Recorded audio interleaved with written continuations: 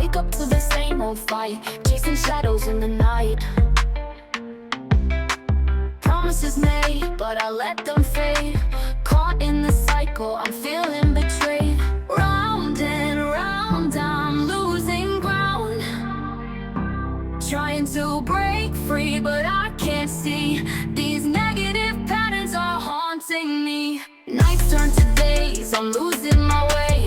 Thought I found peace, but it's led me astray. Chasing the high, but it only brings pain. The more I run, the less I gain. Hey everybody, hey! You are in the office for another session of Tarka Say It Again. Yes, hashtag addictive patterns. Now, we have a special guest in the office with us today, Dr. Andrea Dunn. You heard Doctor on the front end of that. And she's going to give you her background. She's going to tell you what she's a doctor of. But first, let's go ahead and want to give you some background information on today's session. Today, we will be talking about HIV and AIDS. Now, that's something we know was a pandemic that came about many moons ago. And it seemed like it just disappeared, subsided, right? But it seems like it's back now, right?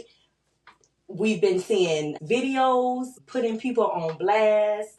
Like, that's a whole different story within themselves of people being aware of having it and not sharing that information. But we're going to get into all of that. But we want to back up and just give you a definition. When we talk about HIV, we know that is a human immunodeficiency. Did I say that correct? Yes. Okay. Right? It's a virus that deals with those cells, typically those cells that fight diseases, right? Our white blood cells. Okay, the white blood cells, all right. And so then we have AIDS, which is a acquired human or immunodeficiency. Okay, an acquired immunodeficiency syndrome. So there is a difference, and we know that one is a little bit more severe. And I've heard, like, if it's under a certain numbers, those, I guess, the cell numbers drop. That's what puts you in the category of having full-blown AIDS, you would say.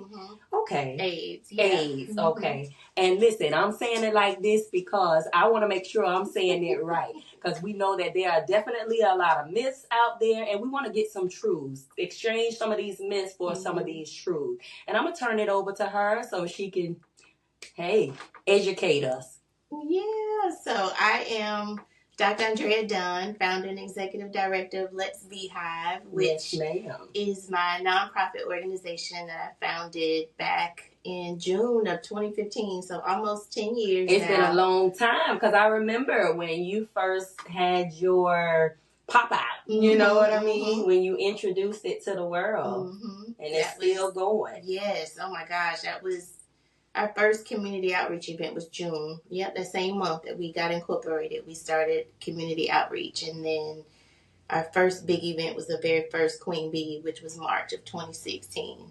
I love it. It's been going strong ever since then.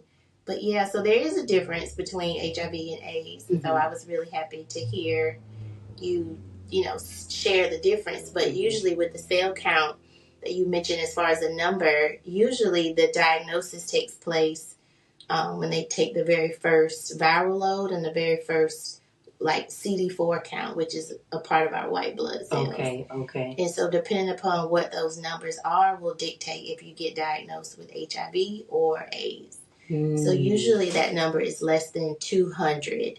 And that means 200 copies of HIV within your blood sample that they take. So if it's less than 200 copies, then that means you don't hardly have any white blood cells. Okay. Right? So then that means that HIV is kind of overtaking your immune system.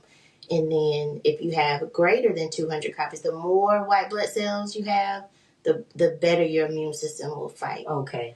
So, yeah, there's a big difference. And we usually I'll let you know too, we usually don't say full blown in the HIV community because individuals who are living with HIV can feel stigmatized. Okay. You say full blown, but it's just a level of numbers within their bodies. Mm-hmm. But I think a lot of times people say that it's just because the virus is like taken over Mm-hmm. at that time, and it's multiplying very, very rapidly. Mm-hmm. And I'm glad you bringing that out, because that was what we heard growing up. Yeah. You know, he or she has full-blown AIDS, you know, not knowing that could stigmatize a person. And I'm sure we all can relate to that with different conditions and illnesses that people have, where it's certain words that you use, it could be insensitive to them. Mm-hmm. So I get it. Yeah.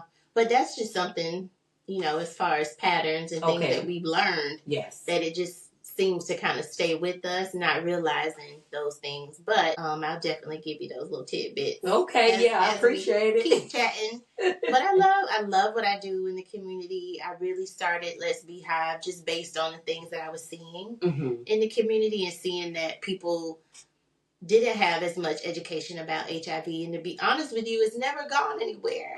I feel like it just left maybe media and mainstream to where people in the community probably think, oh, it went away, but it never did. Right. And specifically here in Orlando, with Trump's administration and everything prior, when he was in office before, he started the end of the HIV epidemic, right? So there's certain jurisdictions within the United States that are high priorities. And a lot of people don't realize it, but Orlando, Orange County metropolitan area, is one of those top jurisdictions that they're focusing on, because the rates of HIV is spreading so much faster in our community that there's a priority here. Now that's something, because obviously you looking at numbers and stats, right? And here we've heard less about it here lately, but now it's like coming back around. Like you said, it hasn't gone nowhere. But the fact, I guess you would say, like distractions to where it wasn't at the forefront. Wow, and we're top. Yeah, so we're in the top 10 when you look at cities or metropolitan areas that are the most affected by new HIV diagnoses, right? So within the United States, we were previously ranked number 3 in the top 10. Now we're down to, we were at 5 and now we're at 6. Okay. So we're coming down, but that's still in the top 10. And it's been literally like that the entire 10 years that we've been doing outreach. We've always been in the top 10 for new diagnoses. So it's spreading pretty rapidly in our community. And I don't know if people realize that's why we're trying to do so much with education and empowering people to get tested and know their status, get on treatment, and just be able to incorporate that in their everyday lifestyle, or every annual testing, or just as far as their sexual health and prioritizing that. Okay.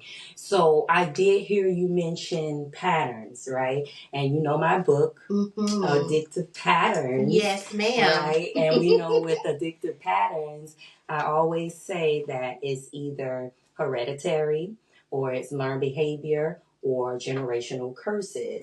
So in hearing the 3 of those, in dealing with this illness or this condition, which one would you categorize out of the 3? Which would you say? With HIV? Definitely learned behaviors. Whoa. Yeah. Learned behaviors. There's a lot of things that I believe are societal norms, right? That we just feel like, oh, this is what we're supposed to do because this is what we learned. Or in social media, you see such like this sex craze, and even with just drinking or drugs or just socializing and having fun. You see all these things, but I feel like a lot of those things are ways that we've just learned, and they're learned patterns that can kind of put us more vulnerable to HIV transmission unknowingly. Right. And I think that's why with the numbers and the rates that we see is mainly affecting the Black communities of color. Well, hey, you all have heard it. She said learn behavior. And are you able to like touch on some of those? Because that makes me think about the myths, right? Yes. And I want to make sure that we got that correct, because like growing up, people would be afraid to touch or hug somebody when they knew that the person had this illness. Yeah. So what would you say to hugging? What would you say to kissing? And honestly, I feel like, think about it when we had COVID, for example, and nobody didn't know how it was spread, how it was going around, how it would affect your body. And I was born in the 80s, but I don't know what was going on in the 80s when it first happened, when HIV first kind of came on the scene. And it wasn't even called that back then. But even then, they didn't know, is it okay to touch? And you think of Magic Johnson, for example, and him playing sports, and they didn't know how it was transmitted at the time, so he had to step down. But I would really like everybody to know, and I always do this with outreach as well, with education, it's not spread through hugging, toilets, using, public restrooms. The bodily fluids that are main concerns are blood. That's the number one way. So if there's any sharing of blood, right? Blood transfusions. In the past, yes, people were newly diagnosed because they had blood transfusions. So now we don't have to worry about that because they screen all the bloods before. Is there still a risk? Possibly, yes. But it's minimized drastically now compared to what it was back in the 80s. But sharing blood, vaginal or semen fluids, sharing during sexual intercourse, and then breast milk is another bodily fluid. So even mothers who are living with HIV are, and that's even changed recently with the guidelines, but before, women who were living with HIV weren't allowed to breastfeed. So in third world countries, that's why a lot of, like in Africa, a lot of mothers are still breastfeeding their babies, but because they have no other forms of nourishment to be able to give their kids. And that's how a lot of transmission was taking place, through breast milk and breastfeeding, but not urine, not saliva. It takes, and some people even ask the question, oh, can you get HIV from kissing? Right, that was something that was out there. Yeah. No, not unless you have a cut or your gums are open and there's some blood shared that way, right? But from kissing alone, just kissing, no. Pet kissing, saliva, tongue kissing, none of that. Those things are big myths, I think, within the community. So we don't have to be afraid of individuals who are living with HIV, even just in the same room, breathing the same air, hugging, anything, kissing, none of that. If you're not sexually active with them or sharing needles through intravenous drug use or any type of needle that you're sharing with them, there's no way of transmitting. And then another thing to think about as well for people who are living, and one thing that I love the most with pharmacy is the power of the treatments. And the medications are working so well now. We've advanced so much that it's prolonging their lives. And so treatment and having undetectable or like low viral levels in the body, then there's no way that they could transmit, even sexually or sharing drugs, sharing needles with someone, that they would not be able to transmit HIV, mainly sexually. But if they're on treatment, in care, taking care of themselves, it even lowers the risk of transmission. So I always, with our initiatives and things that we do for women, I always think of like Cookie Johnson, right? People don't really talk about her as much, but she's been with Magic. She stated she's not living with HIV, but that's because he's in care. His treatment is managing his HIV, and it's so low, there's no way that he could transmit it. And so that's changed. And I think as far as myths, people just thinking it's only for the gay populations, right? That was another one as well. Yes. Men, women feel like only men transmit it to women, and that's not necessarily the case. Women can transmit to men, or even just thinking that, oh, it's not going to happen, or things like that. There's a lot of myths that you can't see this disease. Right. You can't see it. So you can't look at somebody and necessarily tell. And those are the things that I feel like we really try to help people in the community understand. So almost like a biological warfare that's going on. Like you say, you can't see it. It's biological. Gotcha. Yeah. So you talked about the myths, right, and some truths. What would you say, because you work with patients on a day-to-day basis? So can you give us some information of what that looks like as far as symptoms? Like, how would a person know? Does it have to be something that's just devastating, or is there just some symptoms that they would look for? Yeah, I think this is a great question. It depends on the stage Okay. of HIV, what the symptoms would look like. Okay. In the very beginning, if someone, maybe was just recently exposed, right? Say maybe 3 days ago they had sexual intercourse, was exposed unknowingly, and their body is going to start going through a process that they call seroconversion. Seroconversion. Okay. Converting from negative status to developing antibodies to fight HIV, and then HIV will eventually take over. And that's where you become positive. System, and that's when you convert from negative to positive. Okay. So in the very beginning, within probably the first 14 days, you might get cold-like symptoms, flu-like symptoms. So it's very hard for people to feel like, you might think you just have a cold. But over time, typically within the first, 2 weeks up to 30 days, 90 days, there's a window period where you can start to develop other symptoms. But some people's immune system is so well that it fights it. You think you might just have a cold and it goes away. So some people can be undiagnosed for up to 10 years. Wow.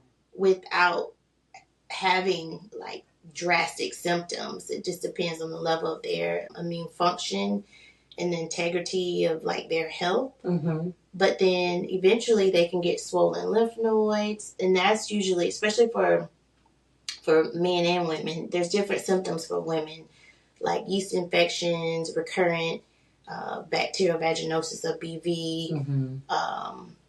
Even having a prior STD could put you at a higher vulnerability to transmission of HIV. So, if you have any STIs in the genital areas and you're struggling in different areas, sometimes STDs kind of hang out together in groups.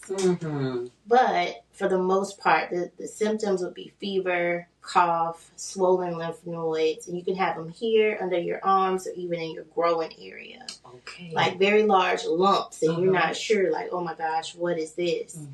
But the lymph system within our body is a part of our immune system.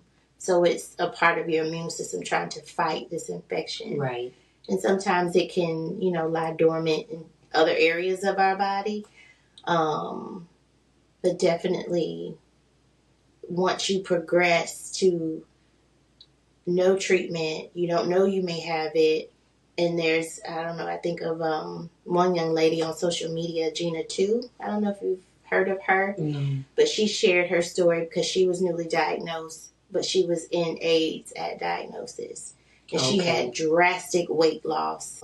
And then oftentimes you can get forms of pneumonia because your immune system has no ability to fight over a longer period of time. So you start to develop different infections that either they're skin infections, skin lesions. There's certain things that, we'll see in addition to having labs that match some of these symptoms that will probably lead a physician to order a test on you. But sometimes you can have organ failure, so kidney failure. It can get really bad over time. Yes. HIV is an inflammatory disease. So it can affect the heart, our kidneys, more than anything, and the liver. So sometimes individuals may have swollen, enlarged belly, but it's their liver.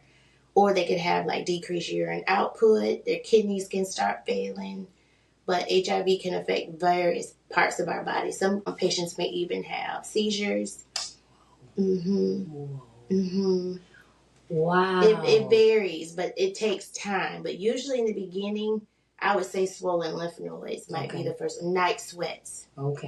Extreme, patients have described, I mean, waking up drenched, like the whole bed is wet. Not just like, oh, I'm hot and you sweating a little bit. No, like extreme night sweats, swollen lymph nodes, headache, vomiting, diarrhea, a lot of GI upset, which is very similar to flu. You know what I mean? You might feel like you have the flu and you're just not feeling well. But oftentimes, I would say within the first 90 days. So basically, if you see it being consistent, you basically need to go to the doctor and get it checked out. Because that's what I'm hearing, you know, because some of the symptoms that you're sharing, like you say, it could be considered the flu. A person would think that. And even with the sweats, someone might think they're going through the changes, you know, like if they're of age, you know what I mean? So that could be confused. But you're saying if it's continuous, we just basically need to go to the doctor, make sure we're getting those checkups. OB/GYN, because they can do tests that your primary doctor can't do. So just making sure that we're taking care of ourselves. Checking up on ourselves physically. Yeah. And I also heard you mention the lady that with her diagnosis, or did you say unknowingly? I think you said undiagnosed. So in the reference that you made, because some people knowingly have it, and that's been a big ordeal as well, where you have people just knowingly and they still have unprotected sex. Like, what would you say to that, right? Because I feel like it's it's beyond a person. Like, that's, I don't even want to give it a bad word, but you get what I'm saying? Some people are upset when they find out that they're diagnosed, and depending upon, and I'm not saying that that's right. Right. But when you're talking about the mental aspect of things, and they can feel like, well, I have it, so I'm going to give it to everybody I can because I have it. Right. And that's with malicious intent. Right. Not every person who is living with HIV or diagnosed with HIV has that desire. It's just people, for whatever reason, that may just feel that way. Or there's also stigma where people are afraid to share their diagnosis because they're afraid of the outcome and what can happen to them. But that's called disclosure. Right. So every state has different laws based on disclosure of HIV. And in the state of Florida, if someone, and I feel like we usually see this too on the news, and it's usually a black man plastered on social media. Yes. And it's, this man is knowingly, you know, spreading HIV, and then they're convicted. And they go to prison because in the state of Florida, it is against the law, and there are consequences to that. There's not many other diseases that you hear about other than HIV where it can come, but I think it's called criminalization of HIV if you knowingly spread. So that's why there's like a big difference of knowingly and unknowingly. But it does happen. It does happen. And I think, which to me adds on another layer of why we need to have preventative options available, because you may not know, and it's based on someone else either telling you or not. And so we have to figure out ways that we could protect ourselves, whether someone shares that with us or not, irrespective of our partners. But ideally, it's an obligation that eventually, if you start to get on a sexual level with someone, that you should disclose before. And I also recommend to patients and anyone who's probably listening that may be living with HIV or may want to disclose, don't know how, one of the good things that they can do to document and make sure that their partner is aware is to take them with you to the doctor. Okay. So that way it's documented in the chart, because usually the providers will document who is in attendance at that patient visit, if it's an outpatient visit. And then, because there's oftentimes where people will lie after and say, oh, well, you didn't tell me. And then they try to get them convicted if they were to become diagnosed with HIV, if they're with someone and say that person did disclose, but then now they're broken up, and people can be malicious in that way as well. Mm-hmm, mm-hmm. So in order to help individuals who are living with HIV, it's good for them to take their partners with them to the doctor. Gotcha. So it's known at an HIV visit, their partner was there and they're aware of their status. Some people even do contracts. Okay. To say that they disclose, because it's a way where I feel like you have, even people who are living with HIV have to protect themselves too, because people can lie and say, oh, they never disclosed to me. Whether they're positive or negative, people can still be reprimanded and criminalized for their disease and their diagnosis. So it's a thin line, you know, in the community to try to help people understand and help families understand, you know, the importance of disclosure. But people, if you are engaging in sexual activities, the person should know so they can have a choice to choose, you know, is this something that I want to do? Some people love each other through that. Right. So it's just a matter of giving the other person an option to choose whether or not they want to be with you or not, or still be friends with you, but maybe not on a sexual level or things of that sort, whatever may work between those two people. But it's important. And I like how you pointed that out because, hey, I feel like going to the doctor or at least having that piece of paper to share that with your partner. Like, I've done it. You know what I mean? Especially like before getting married and different things like that. Yeah. Like, or even dating. Yes. Get tested together. Right. So I'm glad you pointed that out because I feel that's a practice that we, if we're not doing that, we should, you know, start exercising it. It should become a new learned behavior. A new learned behavior. I like that. Yes, ma'am. A new learned behavior where testing with your partner becomes normal. I'm dating, right? Heterosexual Black woman living in a geographical area where the rates of HIV is high in the Black community. I like Black men. You know, it's high among Black men as well. So just naturally within our culture, within our community, it's just high. It doesn't necessarily mean, you know, you got to be sleeping with all these different people, being promiscuous. Those are myths. Right. That only individuals who have HIV or live in promiscuous lifestyles or off OBT, prostituting, things of that sort. And it's not like that at all. And I think that we have to overcome some of those learned behaviors big time in order to really help educate the community. Exactly. So we can truly end the HIV epidemic. It's a lot of barriers that I feel like we have to overcome in order to truly get to that understanding amongst one another. But it should be standard. And then I've had patients and some of my PrEP clients who have said, you know, well, my partner got upset when I brought up that I wanted us to get tested.